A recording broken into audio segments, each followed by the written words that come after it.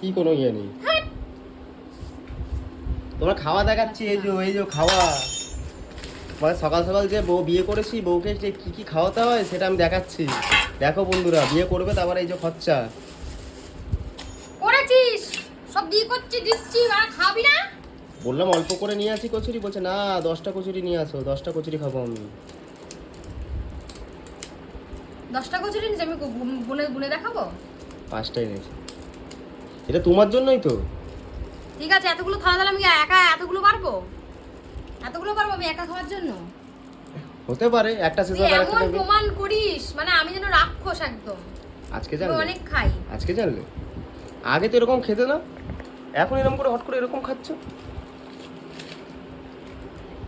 ছুঁড়ে ফেলবো খাবারগুলো, শক্তি বাড়াচ্ছ, ছুঁড়ে ফেলবো, শক্তি বাড়াচ্ছ। ছুঁড়ে ফেলবো খাবারগুলো আমি। কিসের জন্য? একটা খেতে বসেছি তো, আমাকে শান্তি দিবি না? শক্তি বাড়াচ্ছে না, খেলাতে সুবিধা হবে আমাকে, তাই তো?